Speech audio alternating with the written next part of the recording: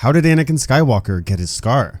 One mysterious question throughout Star Wars is how Anakin got the scar above his right eye. It's something that really just came about in Revenge of the Sith, with no backstory or even a mention of it. Well, thankfully, we have an answer for this in the Star Wars Republic comic series, issue 71, part 3, Dreadnoughts of Rendili. So without further ado, let's get right into it.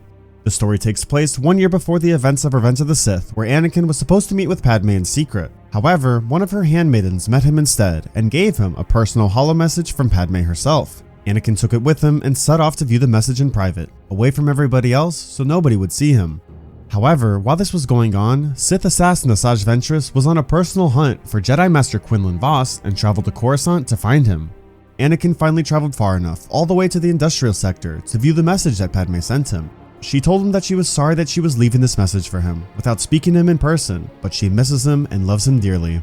But before the message continued, Ventress came out of nowhere and force-pulled the holo message right to her. Taunting Anakin, she asked him if his masters knew about his secret relationship. She then threatened Anakin by telling him that instead of killing him first, she would hunt down Padme instead and kill the person that he loved most. Anakin, enraged by this, ignited his lightsaber and went in for a powerful strike against her. The two dueled back and forth, with Ventress constantly taunting Anakin in the process. As their fight continued, Ventress then got the upper hand on Anakin and landed a blow right on his face by slashing him with the tip of her lightsaber. This slash would then leave Anakin with his iconic scar.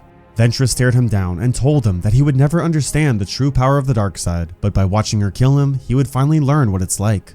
Anakin quickly picked himself back up, reminding her that she knows little about him, and then said his favorite line to her, "You underestimate my power." The two of them continued to duel, with Anakin now dominating the fight.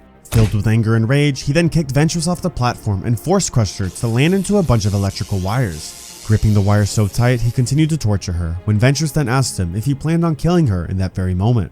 Anakin ignored her comments and finally let go of the wires, telling her goodbye and letting her fall into the abyss of Coruscant.